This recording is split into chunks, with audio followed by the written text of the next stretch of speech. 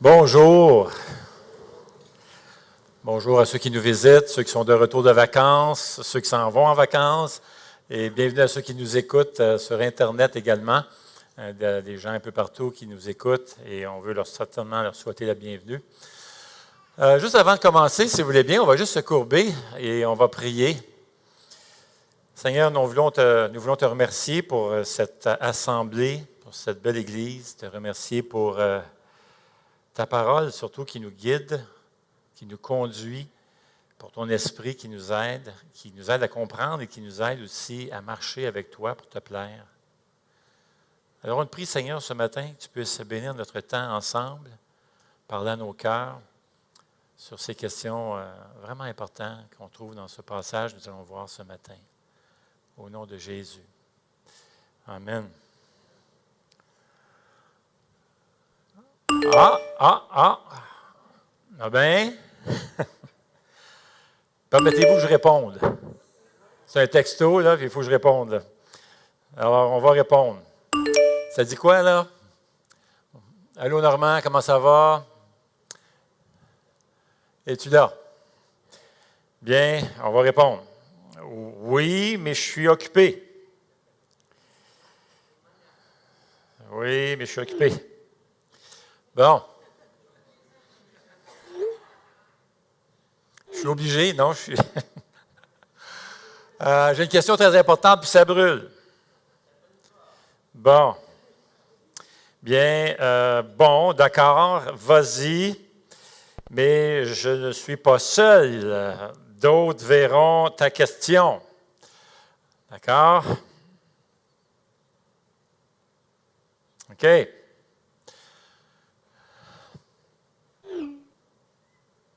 OK.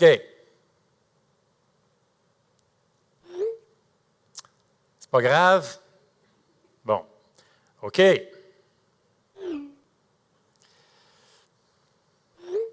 Question? C'est quoi finalement?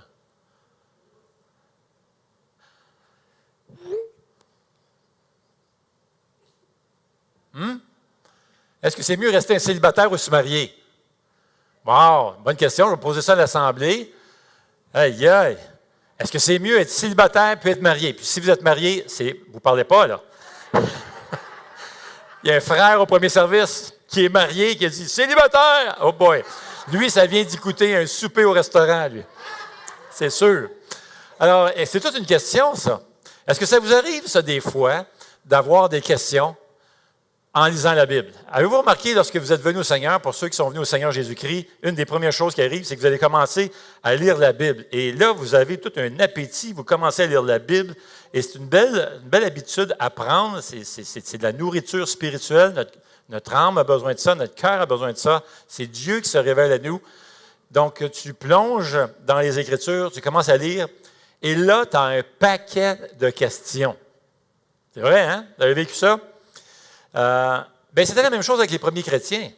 En plus, les premiers chrétiens, eux, n'avaient pas le Nouveau Testament encore. Le Nouveau Testament est en train de s'écrire. Ils avaient l'Ancien Testament, mais le Nouveau Testament est en train de se rédiger. Mais Paul, ils avaient quelque chose d'intéressant et vraiment utile, c'est que Paul vivait. Et Paul a fondé plusieurs églises. Hein. Il était parti dans les voyages missionnaires, puis a commencé des églises, prêchait l'Évangile, il allait sur le bord des rivières, parlait de la Bible et les gens se convertissaient, venaient au Seigneur Jésus. Et là, les gens avaient des questions sur la foi, sur la vie chrétienne. Alors, ils écrivaient, soit qu'ils écrivaient une lettre à l'apôtre Paul, leur demandant des questions sur différents sujets, ou ils envoyaient des gens qui rencontraient Paul sur la route et leur posaient des questions. Alors, ça arrivait très souvent que Paul recevait des lettres dans lesquelles se trouvaient des questions. Par exemple, si on prend la lettre aux Corinthiens, souvent Paul va faire allusion aux questions qui sont posées dans des lettres. Par exemple, regardez bien ceci, dans 1 Corinthiens, on voit ici la façon que Paul va commencer certains chapitres qui laissent entendre que des gens lui ont posé des questions. Par exemple, au chapitre 7, verset 1 de 1 Corinthiens, ça dit ceci, « Au sujet de ce que vous m'avez écrit. » Alors, les gens ont posé des questions dans la lettre, au Corinthe, et il répond. Chapitre 7, d'ailleurs, ça va être une réponse. Chapitre 8, il dit concernant les viandes, on va voir ça dans les prochaines semaines. Concernant les viandes, vous avez des questions à ce sujet-là, laissez-moi vous donner un peu ce que le Seigneur dit là-dessus. Chapitre 12, en ce qui concerne les dons spirituels, vous avez des questions à l'égard des dons spirituels, laissez-moi vous enseigner là-dessus. Et chapitre 16, concernant l'entraide, la collecte en faveur des gens qui étaient démunis. On ramassait des fonds, des dons et tout ça pour aider les gens qui vivaient dans la pauvreté, puis on les aidait. Donc, il y avait plusieurs questions là-dessus en regard à l'offrande, aux dons. Alors, Paul va consacrer le chapitre 16 sur ce sujet-là. Donc, il répond.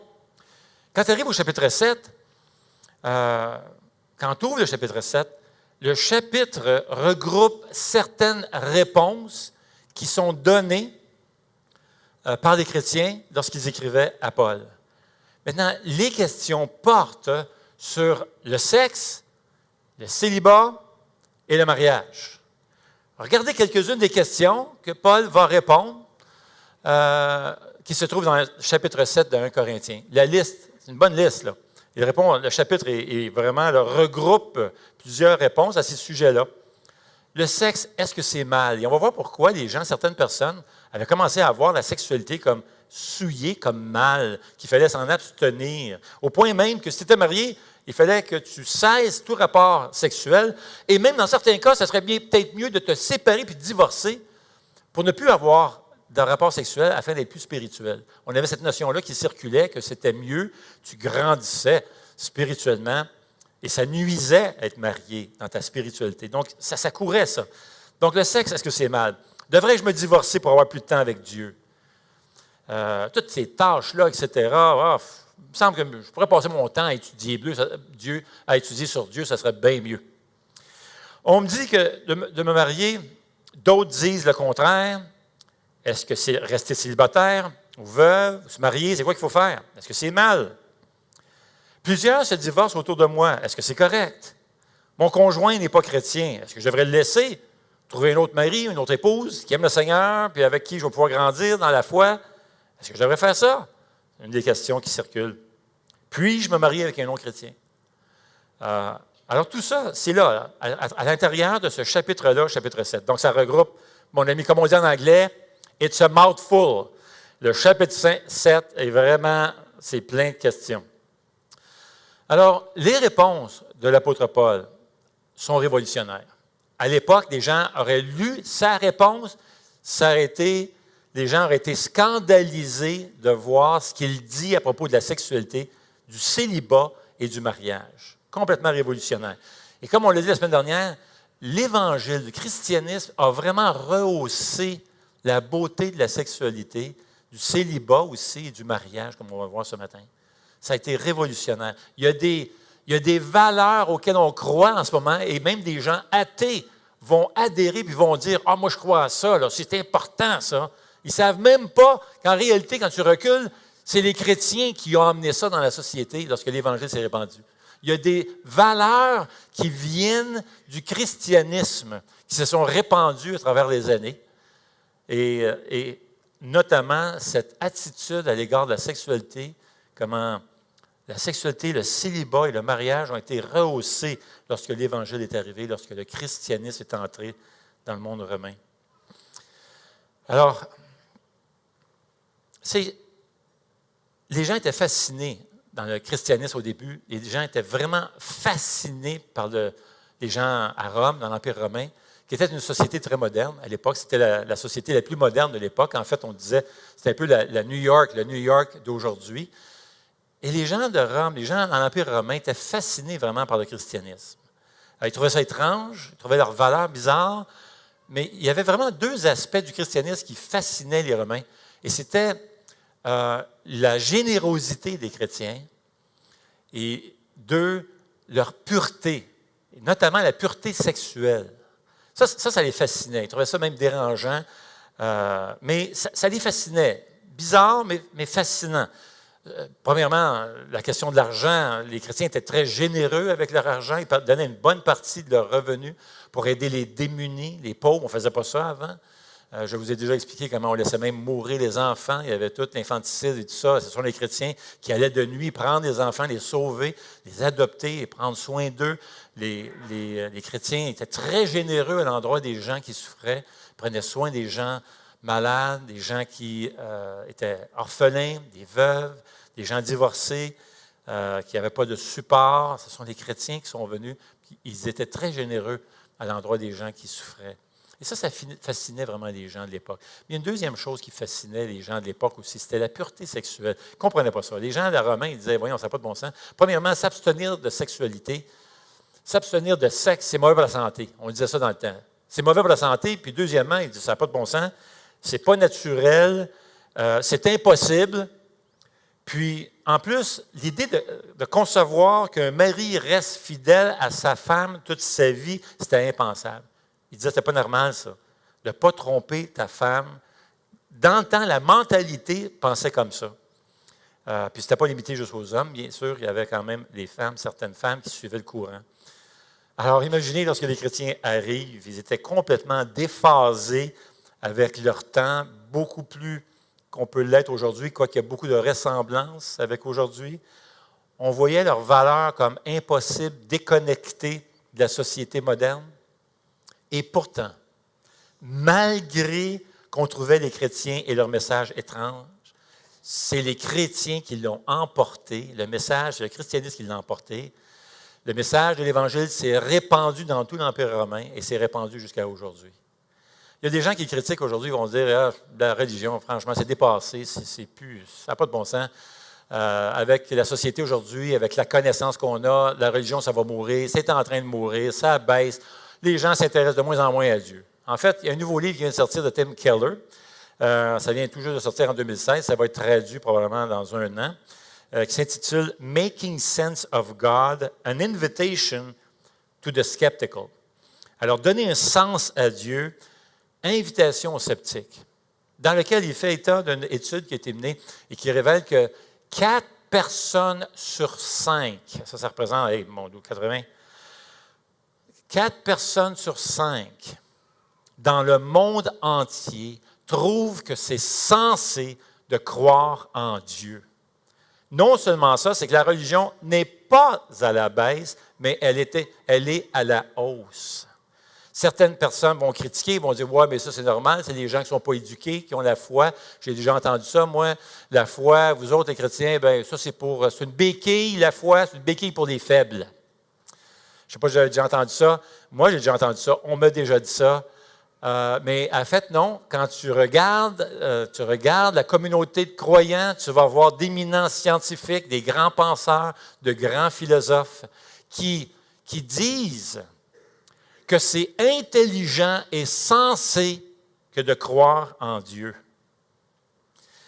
Et c'était pareil au premier siècle.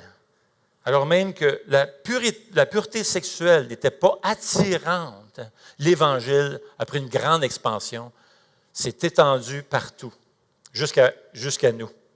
Les gens étaient attirés par le message de l'Évangile, parce que malgré qu'il y avait des choses qui étaient comme qui repoussaient certaines personnes, de voir les vies transformées des gens, des foyers qui étaient brisés, qui se rebâtissaient lorsque l'Évangile entrait dans le foyer, des gens tout d'un coup qui avaient du bonheur dans le mariage, des enfants qui grandissaient, et ils ont vu le fruit de l'Évangile, et plusieurs ont donc été attirés par les fruits de l'Évangile, et ils sont venus au Seigneur Jésus. Donc, indépendamment qui tu es, où tu te trouves, si tu te trouves au secondaire, tu te trouves au cégep, à l'université, ou sur le marché du travail, tu as cette pression autour de toi qui dit, voyons, t'es ridicule d'attendre jusqu'au mariage pour avoir des relations sexuelles. Bien, voyons donc, c'est dépassé tout ça.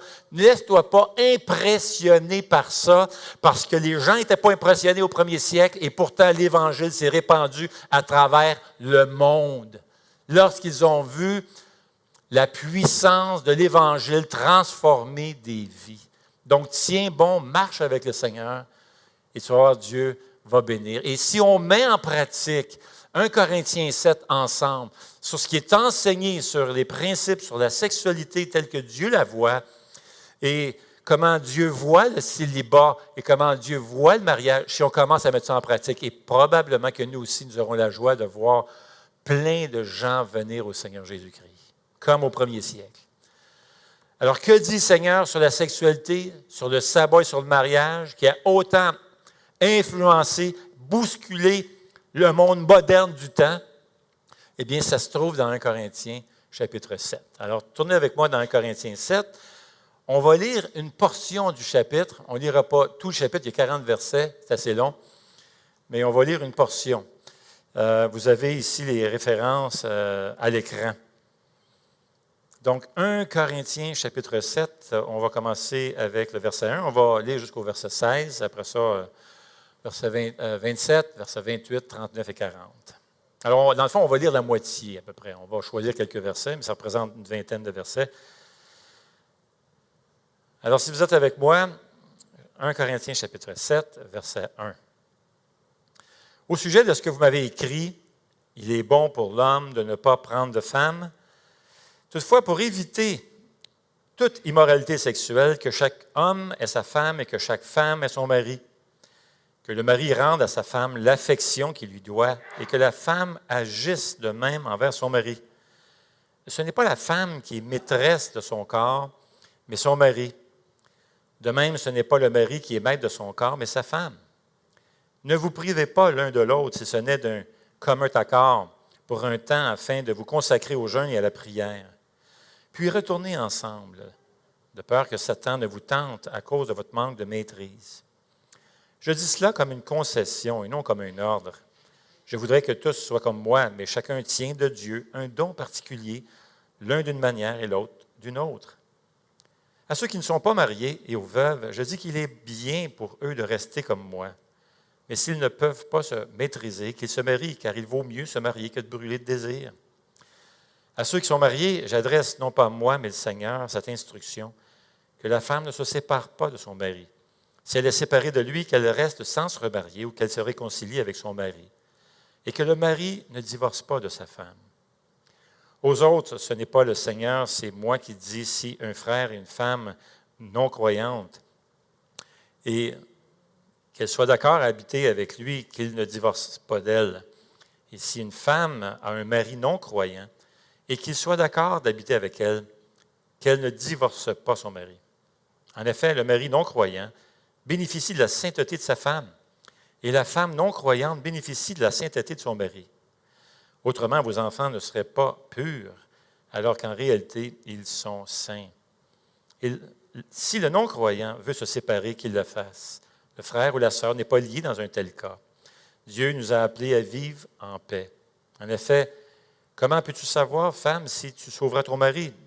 Ou comment peux-tu savoir, mari, si tu sauveras ta femme? Le verset 27 maintenant.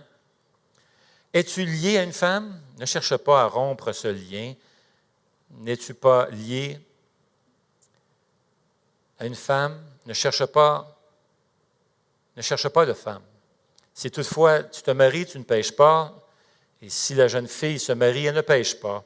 Cependant, les personnes mariées connaîtront les souffrances dans leur vie, et je voudrais vous les épargner. Verset 39. Une femme est liée à son mari aussi longtemps qu'il est vivant, mais si le mari meurt, elle est libre de se remarier avec qui elle veut, à condition que ce soit dans le Seigneur. Cependant, à mon avis, elle est plus heureuse si elle reste comme elle est. Et moi aussi, je crois avoir l'Esprit de Dieu. Beaucoup de détails dans ce passage-là. Maintenant, pourquoi tant de questions sur la sexualité, le célibat et le mariage? C'est qu'il y avait deux visions vraiment de la sexualité à l'époque qui circulaient à Rome. La première, on l'a vu la semaine dernière, il y avait premièrement la première philosophie qui disait, bien, comparait la sexualité à de l'appétit. Il dit, c'est comme quand tu manges de la bouffe. Alors, on comparait ça comme de la bouffe. Quand tu as faim, tu vas, tu te nourris. Mais c'est la même chose pour la sexualité. Si tu as des désirs, comble ces désirs-là. C'est tout à fait naturel. Parce que, vois-tu, on séparait le corps avec l'esprit, avec le cœur. On faisait une distinction du corps. Le corps, ce n'était pas important vraiment ce que tu faisais avec ton corps. Tu pouvais coucher avec qui tu voulais, quand tu voulais, tout ça. Aucun problème. Le corps, ce n'est pas important. Donc, Paul va arriver et arrive avec une une attitude tout à fait révolutionnaire à l'époque, à l'endroit de la sexualité. Tout à fait différente. Paul va dire, non, non, non, ton corps, tu n'es pas comme un animal là, qui se nourrit, tout ça, c'est comme la bouffe. C'est pas vrai, ça. Ton corps est important, il est spécial, spécial même aux yeux de Dieu. Et même Paul va donner un seul message dans le chapitre 6 vers la fin, il va dire, abstenez-vous de toute souillure sexuelle. Et il donne 7 raisons pour ça. En fait, c'est des raisons où ça élève le corps, ça vient corriger cette erreur qui circulait, que le corps n'était pas important. Il dit, non, non, non, n'oublie pas, il dit, ton corps a été libéré pour servir Dieu. Ton corps a été créé pour la gloire de Dieu. Là. Dieu t'a fait à son image. Ton corps est sous les soins de Jésus-Christ. Jésus est allé à la croix pour sauver non seulement ton âme, ton cœur, mais il est allé à la croix aussi pour sauver ton corps, parce que ton corps va entrer dans l'éternité et va servir Dieu dans l'éternité. Regarde ton corps avec cette valeur-là. Oui, il sera transformé. Tu vas recevoir un nouveau corps lorsque tu vas rentrer au ciel. Ce sera un corps glorifié. Néanmoins, ton corps, Jésus est allé à la croix pour ton corps aussi, te racheter pour que tu puisses entrer dans l'éternité avec un corps glorifié et sanctifié. Ton corps est éternel.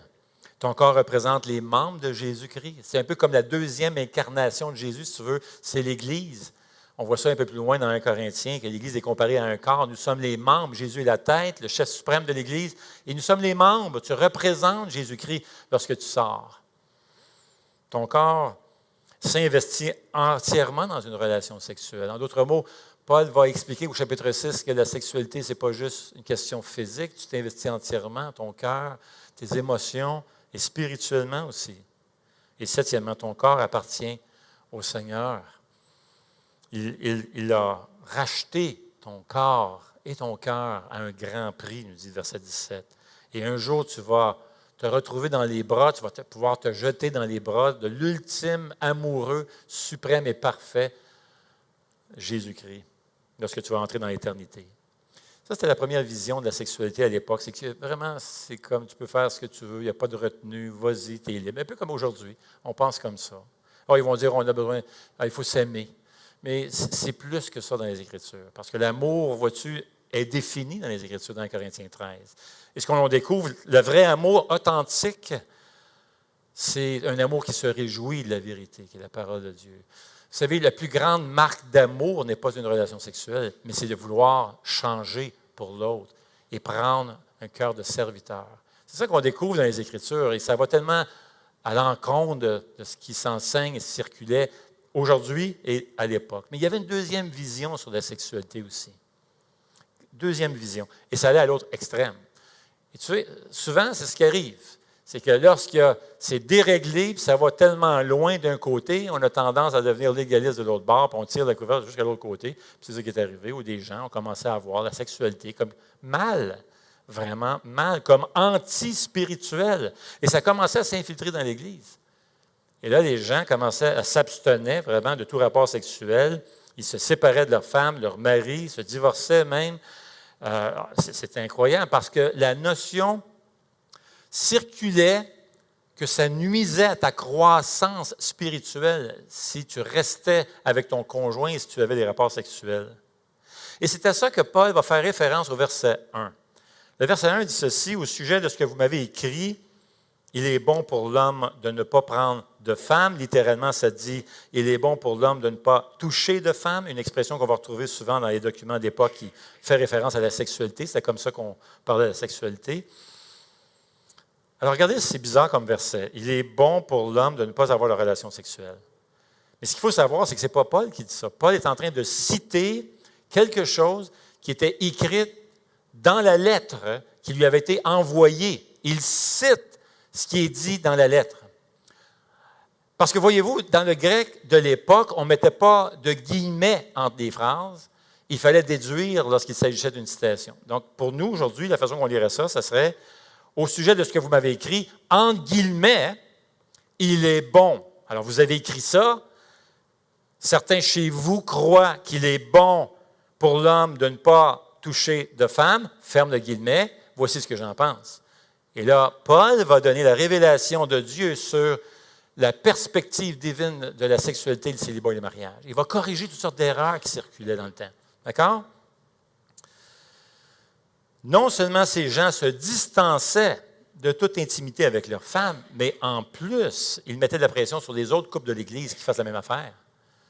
Tu avais cette pression dans l'Église que tu devrais vraiment laisser ton mari. Là.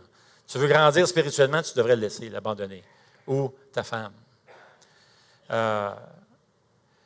Il croyait que quitter son mari, se divorcer de sa femme, allait te rendre, dans le fond, plus spirituel. Mais Paul va corriger ça, cette erreur-là. Il va prendre l'occasion aussi de nous exposer la vision de Dieu sur le sexe, le célibat et le mariage.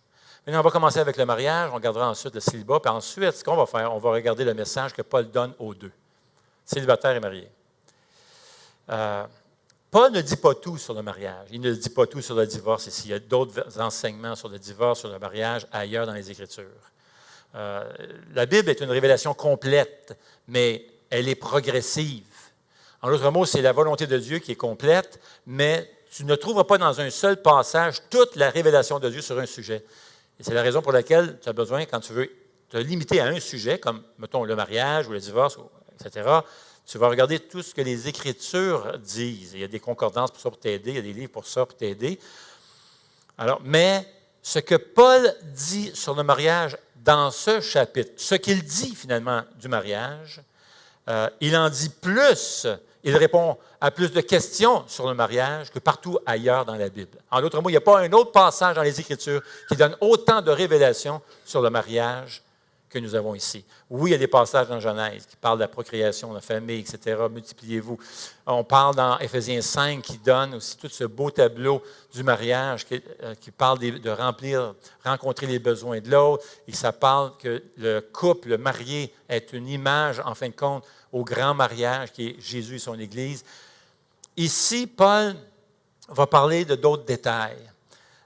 Donc, ce n'est pas complet, il faut savoir, il faut se souvenir de cela, mais ce qu'il dit, par contre, c'est une révélation de Dieu, c'est la volonté de Dieu pour nous, et en le faisant, il va rehausser tellement l'attitude vis-à-vis de la sexualité, du mariage et du célibat, qui est révolutionnaire. Paul commence donc au verset 1, et ce qu'on voit, c'est que le christianisme a changé la vision du mariage.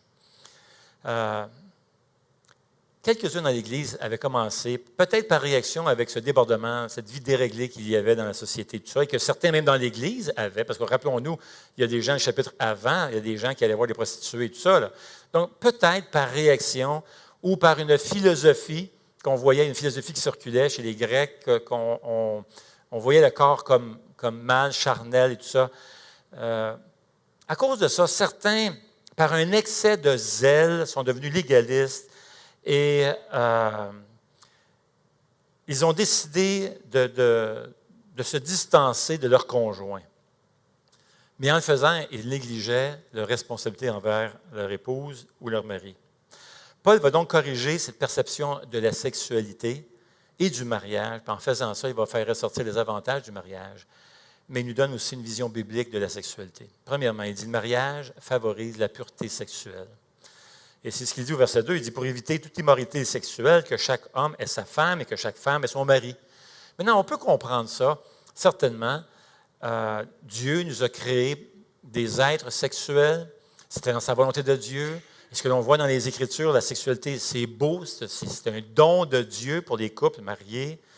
Alors, on comprend ça, qu'il peut y avoir des luttes, des tentations ici. Dieu nous a créés comme ça. Alors, le mariage nous aide, favorise, en fin de compte, la pureté sexuelle. Elle contribue. Mais deuxièmement, le mariage, c'est une source de bonheur. C'est ça que Paul va dire. Ça devrait être une source de bonheur. Il faut travailler là-dessus. C'est le péché qui a entaché notre perception de la sexualité, de l'intimité dans le couple, de la communication dans le couple, la communion, l'affection et tout ça, et notre perception du sexe. Tout ça a été affecté, entaché par la sexualité. Mais la Bible, elle, n'a pas de gêne à parler des joies et de la sexualité dans le mariage. Elle n'a pas de gêne à en parler. D'ailleurs, nous lisons dans Proverbe 5, verset 18, regardez ce qui suit. Que ta source soit bénie. Fais ta joie de la femme de ta jeunesse. Biche des amours, gazelle pleine de grâce. Enivre-toi sans cesse de son amour. Très romantique, ça, là, hein? C'est romantique. Puis la Bible n'a pas de gêne à parler des joies d'un couple, de l'intimité d'un couple. On pense justement au Cantique des Cantiques qui tourne autour de l'attirance sexuelle et des déplaisirs d'un couple marié.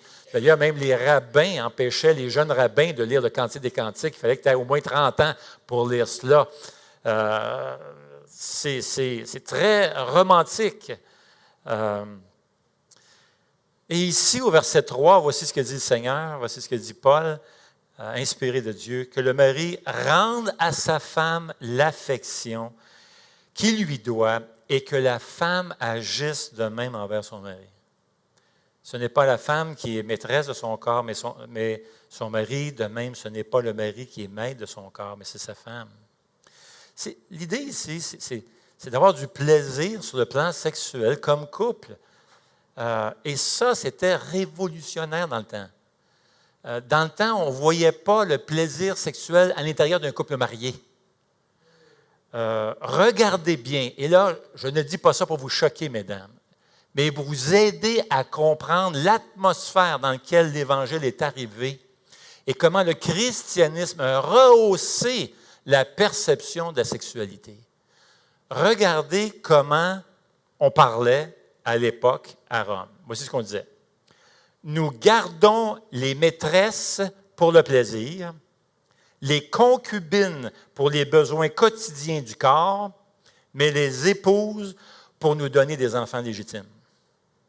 Voyez-vous comment les gens pensaient à l'époque, là? C'est ça qui circulait, là. C'est comme ça, là. Paul arrive, puis change tout ça. Il dit, non. Il dit, c'est pas juste pour avoir des enfants, là, tu es marié. Tu donnes du plaisir à ta femme. Tu vas lui faire plaisir, tu vas prendre soin d'elle, tu vas t'occuper d'elle. Et la même chose vice-versa. Que le mari rende à sa femme l'affection qu'il lui doit. Maintenant, ça répond aussi à ceux qui voyaient la sexualité comme mal. Paul est en train de dire, ça n'a pas de bon sens, là. Ça n'a pas de bon sens. Vous ne pouvez pas vous abstenir, l'abstinence sexuelle dans le couple marié, tout ça.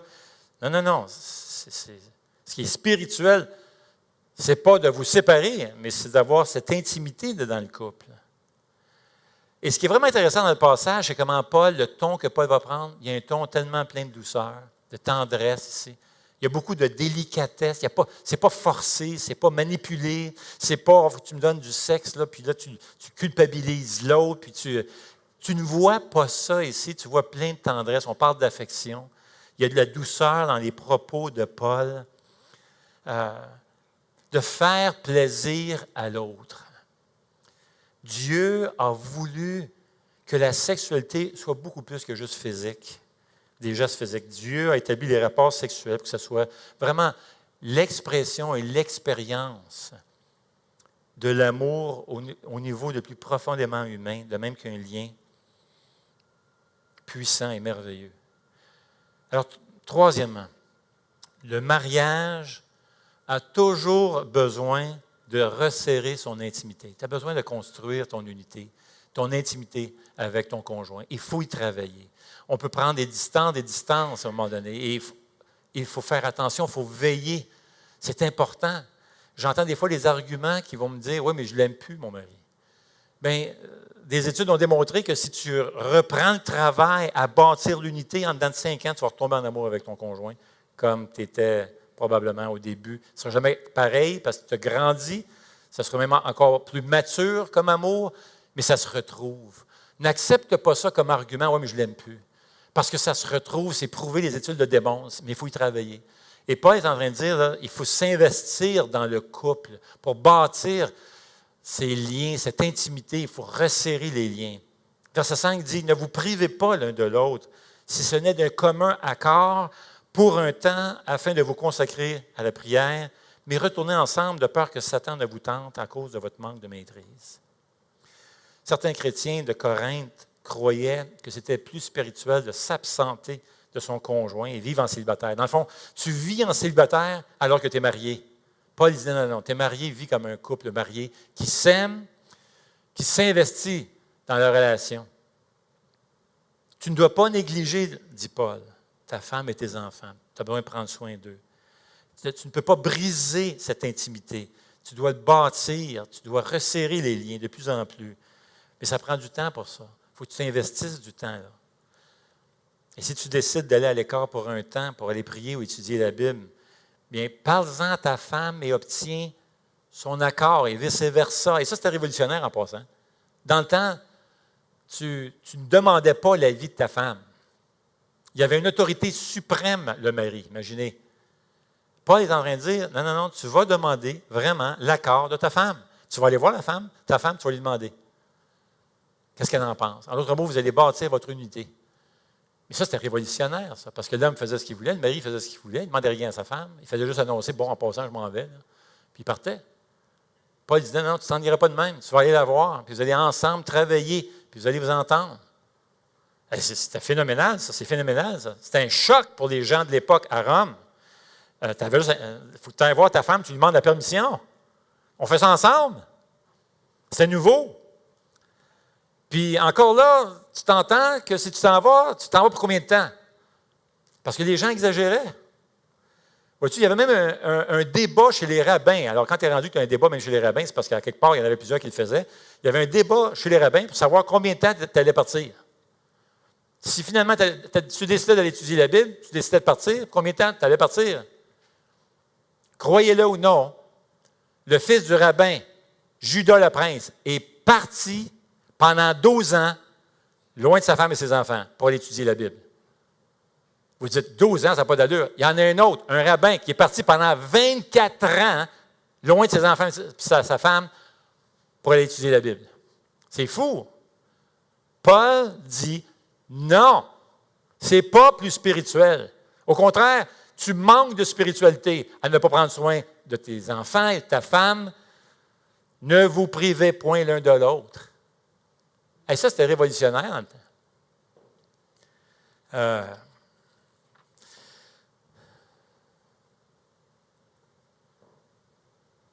À l'époque, les hommes, les maris avaient une autorité suprême. On appelait ça patria potestas. C'était une autorité suprême. Tu décidais, puis tu avais une décision importante à prendre. Tu appelais tes chums, puis tu allais les voir, puis tu convoquais un comité de gars, puis là, tu prenais la décision ensemble. Puis là, tu annonçais ça à ta femme. Tu dis en passant, voici la décision que j'ai prise. Bye. C'est fou, là. Paul dit non, non, non, non, non, tu vas aller voir ta femme, tu vas lui demander ce qu'elle en pense. Tu ne feras absolument rien si tu n'as pas son accord. Tu vas travailler avec son accord, et vice-versa. En d'autres mots, construisez votre unité, resserrez les liens, bâtissez là-dessus. Maintenant, il faut travailler. Il faut travailler l'unité, parce qu'on a différentes personnalités. C'est normal. Et en plus, on est deux pécheurs. On va s'accrocher. D'ailleurs, le mariage, c'est un long voyage vers, et c'est là le but qu'on voit dans les Écritures, de s'améliorer de plus en plus. On veut s'investir dans la vie de l'autre pour qu'elle s'améliore, pour qu'il s'améliore, devienne de meilleur en meilleur, devienne tout ce que Dieu a voulu pour lui. C'est ça le mariage. Donc, ça va. Il va y avoir des accrochages. Des couples qui s'aiment. Je reçois des téléphones des fois, des couples se marient. Lune de miel et tout ça, mon ami, ils sont en amour, comme « wouh ». Puis c'est sharp, c'est le fun, on est content pour eux. Puis nous autres, on est là avec quelques cheveux gris, quelques cheveux blancs. Puis on dit, oh mon ami, ça va venir du voyage de noces, ça là, puis tu vas voir. Tu sais, tu vois le caractère de chacun, il y a du torque, puis c'est correct, ça, c'est correct. Puis, tu sais, c'est bon. Puis là, c'est comme là, ça a du torque, puis tout ça, puis comme de fait, ça revient au voyage de noces et tout ça, puis... Et combien de rencontres j'ai faites de couples qui sont venus au voyage de noces, puis le voyage de noces a été comme, vraiment pas un voyage de noces, ça a été épouvantable. Ah, mon Dieu. On est deux pécheurs. Il faut travailler, c'est du travail. Ouais, oui, il y a d'autres couples qui ont des tempéraments plus simples. Et c'est tellement cool, c'est simple, la vie est simple. Ils n'ont pas un tempérament fougueux. Tu sais. Il y en a d'autres tempéraments plus... Il y a du torque. C'est correct. C'est beau, c'est un don de Dieu, tout ça. Tu veux travailler à te maîtriser, évidemment. Tu veux travailler tout ça et tu as besoin de le faire. Mais c'est correct, il faut travailler, il faut s'investir dans notre couple. Ça prend du temps. Absolument. Deuxièmement, quatrièmement, le mariage, c'est permanent. Oui, évidemment, il y a des situations délicates. Il y a des situations, on comprend. D'ailleurs, même la Bible en parle dans Matthieu 19 et ailleurs. Il va y avoir des situations où, finalement, ultimement, ça finit par un divorce, par une séparation. On comprend ça. Il y a des situations où il y a de la violence dans le couple. D'accord. Voici le principe. On donne le principe. Et le Seigneur comprend ces choses-là. Mais voici le principe. Le principe, c'est de ne pas aller trop vite, trop facilement là. Le mariage, il y a une permanence là. Et en d'autres mots, c'est de ne pas chercher la porte de sortie trop vite. Investis-toi dans ton couple. Il y a certains cas, oui, Dieu permet évidemment le divorce ou la séparation, on comprend ça, mais le permanent, le mariage aux yeux de Dieu, c'est permanent. Et verset 10 dit ceci, que la femme ne se sépare pas de son mari, verset 11, et que le mari ne divorce pas sa femme. Rappelez-vous ce qui circulait dans le temps. Là. Les gens voulaient se séparer, puis ça se laissait, etc., puis ça se divorçait, puis ça se remariait. Puis le mariage, le divorce était tellement, tellement facile dans ce temps-là. Savez-vous comment on se divorçait dans ce temps-là? Hey, aujourd'hui, tu prends un avocat, une médiation, tout ça, ça prend un let's go. Là. Dans ce temps-là, tu sais comment tu te divorçais? Tu avais juste une phrase à prononcer, la suivante. Tuas res tibi habeto. Qui veut dire en français? Prends tes affaires, puis sors. Et tu devenais, en prononçant cette phrase, tu devenais légalement divorcé. Alors, imagine, combien de gens se retrouvaient dans la rue? Alors, il y a beaucoup de divorces à l'époque. Vous allez être surpris. Taux de divorce. Il n'était pas rare. D'ailleurs, même très souvent, tu pouvais te marier plus de 20 fois. Incroyable. C'est ça qui se passe dans le monde dans le temps, là. C'est contre cette culture-là, c'est dans cette culture-là que l'Évangile arrive et va rehausser la beauté de la sexualité du mariage et du célibat. Voyez-vous comment le christianisme a influencé, a eu tout un impact sur la société de l'époque. Et aujourd'hui, on est là, même les incroyants, les athées sont là, puis on dit « Oh, le mariage, c'est important, l'amour, etc. » Mais savais-tu que ça vient des chrétiens, ça? Ça vient de l'Évangile? C'était certainement pas comme ça avant. Hein? C'est l'influence du christianisme qui est rentrée, puis qui a eu tout un impact dans la société. Regarde la société. Je fais un tableau ici, je vous montre dans lequel, comment l'Évangile est entré dans une société. Sénèque, qui vivait, un contemporain de l'apôtre Paul, dit ceci. Il était même attristé de voir le nombre de remariages et divorces et tout ça. Sénèque, un contemporain de Paul, s'attristait que plusieurs femmes, et c'est lui qui dit ça, plusieurs femmes de son époque avaient eu autant de maris que d'âge. En d'autres mots, tu pouvais savoir l'âge d'une femme par le nombre de maris qu'elle avait eu. 30 ans, 30 maris. C'était fou, là. C'était facile de se divorcer. Maintenant, il y a plusieurs raisons qu'il y avait tellement de divorces, tellement de remariages. L'une d'elles, c'était la facilité du divorce, mais une autre chose aussi, c'est une question de santé, l'espérance de vie. À l'époque, l'espérance de vie, ça montait à peu près à 30 ans, à cause d'un manque d'hygiène, la pauvreté, la violence, la famine, il y avait des grosses famines. Justement, Paul, dans le chapitre 7, parle des temps difficiles qu'il voudrait nous épargner. Ça fait probablement allusion à une grosse famine de l'époque qui est venue frapper les gens, et c'était atroce, la pauvreté, tout ça, la destruction de Jérusalem quelques années après, en 70, il n'y a pas de nourriture. Donc, l'espérance de vie qui était limitée pas mal à 30 ans dans le temps, seulement 5 à 6 % des gens atteignaient les 60 ans.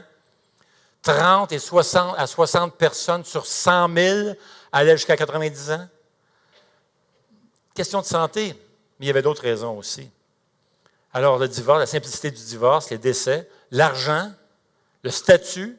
Après tout, si je laisse mon mari puis je marie lui, lui il est riche, il est millionnaire, c'est un homme d'affaires, etc., je vais marier lui puis je vais devenir riche. Alors ça circulait aussi. Question de statut, question de préférence. Chez les rabbins, il y avait tout un débat à savoir comment est-ce que le divorce, tu peux-tu divorcer, puis dans quelle occasion. Puis il y avait un groupe de Juifs qui disaient, bien, si dans le fond, tu peux divorcer, ça brûle tes toasts. D'autres disaient, mais sais-tu, si tu lèves un matin et tu ne te trouves plus vraiment aussi belle qu'avant, laisse-la là, trouve-toi un autre. Vous pouvez voir, hein? Voyez-vous qu'est-ce qui se passait dans ce temps-là? Alors, merci pour l'Évangile. C'est incroyable comment l'Évangile... Rappelez-vous la Samaritaine, elle s'enlignait pour son 6e mariage. C'était courant à l'époque. Maintenant, si le divorce était facile, le mariage était obligatoire aussi. Si tu tombais veuve, tu étais tenu, par la loi romaine, tu étais tenu de te remarier en dedans d'1 an ou 2 ans. Sinon, on te donnait une amende. On t'infligeait une amende si tu ne te mariais pas en dedans de 2 ans. C'était une veuve. Et si tu étais divorcé, tu étais tenu de te remarier en dedans de 6 mois. Sans ça, tu recevais des amendes. Alors, imaginez la pression sur les gens de marier, absolument marier. Il faut que tu te maries. Je vais avoir une amende, je n'ai pas l'argent, etc. Mais Paul va arriver, puis qu'est-ce qu'il va faire? Il va dire, le célibat, c'est bon le célibat. C'est correct d'être seul, d'être une personne célibataire. C'est super. Il va parler en bien du célibat, alors qu'à l'époque, on n'avait pas une belle réputation, les célibataires. Et là, Paul va dire, ne vous privez pas l'un de l'autre. Travaillez votre intimité. Restez ensemble. Ne vous séparez pas. Puis faites pas juste vous endurer. Tu as entendu ça? Quand il y a des gens des couples, mon ami, ils me disent, bon, ben écoute, moi je suis un chrétien, je ne peux pas me divorcer. Alors, on va le toffer. Hein? On va le toffer. Toffer mon mari. On va toffer ma femme. Mon ami, c'est triste. Qu'est-ce que Paul dit? Paul dit, non. Fais pas juste toffer. Fais-lui du bien. Fais-lui plaisir. Gâte-la. Regarde, Proverbe 5, 18. J'aime bien ce que la version dans la Bible de français courant qui dit ceci. Remplis-la de bonheur. Trouve ta joie dans la compagne de ta jeunesse. Remplis ton conjoint de bonheur. Gâte-la. Fais-lui du bien. Ah, imagine, c'était révolutionnaire cette histoire-là. Jamais on n'aurait cru le mariage, on aurait vu le mariage comme ça. Quoi? Gâte-la! Fais-lui du bien, gâte-le! Hein? Vas-y, donne-toi, sortez, amusez-vous, bâtissez votre unité. Ah, imagine, c'est romantique ce passage-là, hein? Ça, c'est la vision du mariage, telle que Dieu l'entend. Voyez-vous, l'Évangile aura aussi le mariage, mais non seulement ça, il y aura aussi le célibat aussi. Il y a toute une vision du célibat ici dans ce passage-là. On n'aura pas le temps de lire tous les versets en regard au célibat, mais essentiellement, ce que Paul dit, il dit ceci. Il dit, écoutez, le célibat, c'est bon, honorable, c'est même excellent. Ou comme diraient mes ados à quelque part dans la famille, là, c'est full cool. Être célibataire, c'est full cool. Êtes-vous célibataire ici? Y a-t-il des amen? Y a-t-il quelqu'un qui est heureux d'être célibataire? Vous devriez l'être, les amis. Parce que Paul dit, écoute, c'est full cool. On ne voyait pas ça comme ça dans le temps. Dans le temps même, on regardait ça avec une mauvaise réputation. On disait, ouais, mais là, vous n'êtes pas en train d'obéir à Genèse 1, à être fécond, etc. Donc, il y avait cette notion-là que, dans le fond, même les célibataires désobéissaient à Dieu. Alors, imaginez toute la pression que les gens avaient à se marier. Mais le christianisme arrive et dit non, le célibat, c'est bon, c'est excellent même. Stanley Owas, qui s'est spécialisé à cette époque-là, il fait l'observation suivante. Il dit que le christianisme a été la première religion à élever le célibat au rang de mode de vie valable pour un adulte. Il continue, il dit, presque toutes les cultures et religions anciennes faisaient de la famille et des enfants une valeur absolue. L'honneur ne pouvait pas être celui... l'honneur ne pouvait être que celui de la famille et la transmission du nom et des biens, ce qui était impossible sans héritier. On percevait les célibataires dans l'Antiquité comme s'ils avaient des vies incomplètes. Certains philosophes percevaient le mariage même comme un devoir le plus respectable. C'est un devoir le plus respectable chez un citoyen.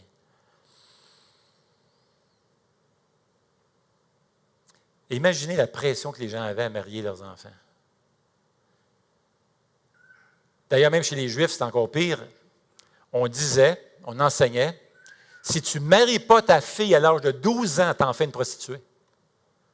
Imagine la pression qu'il y avait sur les familles là, de marier leurs enfants. Si tu ne le maries pas à l'âge de nubile ou à l'âge de 12 ans, tu en fais une prostituée. Ah, la pression énorme qu'il y avait. Mais là, le christianisme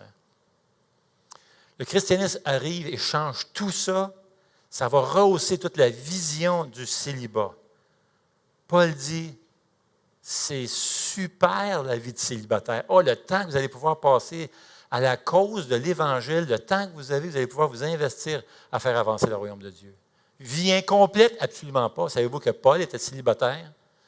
Oui, on pense que peut-être il avait déjà été marié, peut-être dans le passé, qu'il était veuf à cause du statut qu'il avait, pharisien, rabbin, tout ça. On pense qu'il était probablement marié, mais là, il dit, moi, je veux rester seul, je veux m'investir dans le royaume.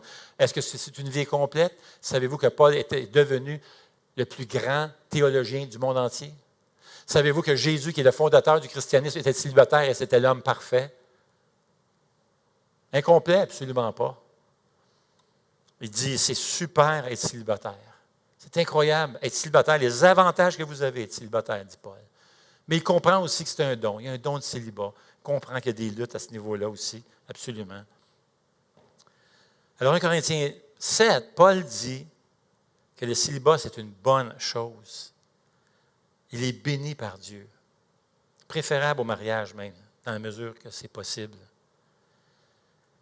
Et vous savez, pour aider les veuves, aider les célibataires, aider les personnes démunies, divorcées, tout ça, l'Église n'a pas juste dit, Paul n'a pas juste dit, vous pouvez rester célibataire, c'est correct rester célibataire, c'est bon rester célibataire.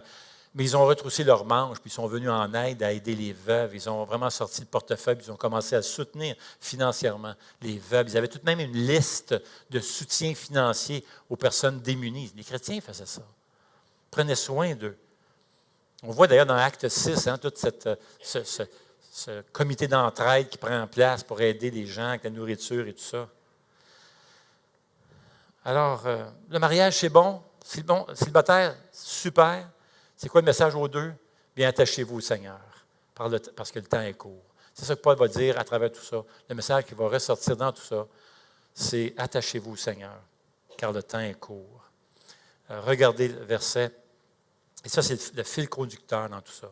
Maintenant, Paul va parler de plusieurs choses dans ce contexte-là. Il y a une diapo aussi qui parle de ça, je pense que c'est juste avant, qui donne toute la liste ici des sujets. Paul va répondre. Il dit, mariés, si vous êtes mariés, restez ensemble, mariés, épanouissez-vous.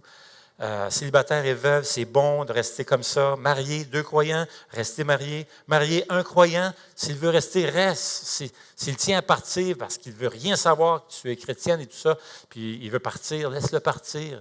Dieu nous appelle à vivre en paix. Tu es célibataire, il dit, c'est bien, reste comme ça si tu le peux. Femmes mariées, veuves, celles qui sont mariées, restez ensemble. Et les veuves, c'est bien de rester comme ça. Et là, il dit à travers tout ça, le message qu'il va donner, c'est celui-ci. Attachons-nous. Mariés ou célibataires, attachons-nous au Seigneur parce que le temps est court. Voici ce qu'il dit au verset 29. Il dit, ce que je veux dire, frères et sœurs, c'est que le temps est court. Désormais, que ceux qui ont une femme soient comme s'ils n'en avaient pas. Et il n'est pas en train de défaire ce qu'il vient de dire. Au contraire, il vient de dire de prendre soin de nos femmes, nos maris, de prendre soin d'eux et de leurs besoins. Non, ce qu'il est en train de dire, c'est que je ne veux juste pas que vous oubliez la priorité ultime, c'est de placer Jésus-Christ au centre de votre foyer. Et il dit, ceux qui pleurent comme s'ils ne pleuraient pas, que ceux qui se réjouissent comme s'ils ne réjouissaient pas, que ceux qui s'attachent comme s'ils ne possédaient pas, qui achètent plutôt, et ceux qui jouissent de ce monde comme s'ils ne s'en jouissaient pas, car le monde, dans sa forme actuelle, passe. Et mes chers amis, en d'autres mots, tout ce qu'on peut bâtir ici, c'est temporaire. Le Seigneur revient bientôt et on va rentrer dans l'éternité, passer notre éternité avec le Seigneur, où nous allons retrouver notre vrai foyer, l'ultime foyer parfait. Amen. Donc, célibataires, mariés, attachons-nous au Seigneur, car le temps est vraiment court. Prions. Eh bien, Seigneur, notre Dieu, nous voulons te remercier de tout cœur. Certainement, nous voulons prier pour certains couples ici qui en arrachent, qui ont de la difficulté, qui luttent et qui ont besoin de ton aide. Ils ont besoin d'une intervention dans leur foyer, dans leur vie de couple. Et Seigneur, nous croyons que tu peux faire des miracles dans des vies de couple. Je ne peux faire autrement que de penser à ce couple qui avait été séparé pendant 11 ans, Seigneur. 11 ans. Et lorsque la femme s'est convertie, elle a téléphoné son mari. Elle est revenue avec lui. Et le couple est venu au Seigneur. Tous les enfants se sont convertis. Et ce couple-là était heureux, jusqu'à la fin de leur jour. Oui, Seigneur, je les connais personnellement. Je les ai baptisés, toute la famille. Et je suis tellement heureux, Seigneur, de ce que tu as fait dans leur foyer. Seigneur, des foyers peut-être ici ont besoin de ton intervention, de ton aide, de ton secours. Peut-être des hommes ou des femmes qui souffrent en secret, qui sont dans la douleur. Oh, Seigneur, on te prie que tu redonnes, que tu mettes ta bonne main sur ces foyers, que tu apaises les cœurs, que tu donnes la paix dans les cœurs et que tu fortifies ceux qui connaissent des divorces, des séparations, que tu leur donnes du courage, la force qu'ils ont besoin de passer à travers tout ça. Et Seigneur, on te prie que tu nous aides, nous les gens mariés, à être de meilleurs maris, de meilleures épouses, à faire du bien à notre conjoint, à prendre soin d'elle ou de lui, à être généreux avec notre temps, notre argent, nos talents aussi. Seigneur, on te prie pour les célibataires de cette assemblée. On réalise qu'être célibataire aujourd'hui, entouré de toute cette pression sexuelle, avec tout ce qui se passe autour. C'est si facile de se laisser emporter par cette pression. Mais comme on a vu, comment les premiers chrétiens se gardaient et comment ça a bousculé une génération entière et même jusqu'à aujourd'hui.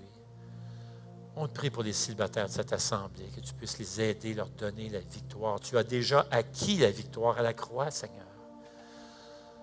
Tu as acquis la victoire. La victoire est à nous. Nous voulons la saisir, la prendre.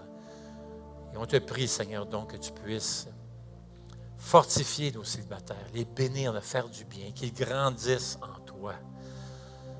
De la même manière pour nous les couples, pour ta gloire, Seigneur. Et nous te remercions que Jésus nous a rachetés à la croix. Nous te remercions qu'un jour nous allons entrer dans l'éternité, retrouver notre ultime amoureux, l'amoureux parfait. Nous allons nous jeter dans ses bras et nous allons nous aimer pour l'éternité. Oui, Seigneur. Merci pour la croix. Merci pour tout. Merci pour ta grâce et ta bonté. Au nom de Jésus. Amen.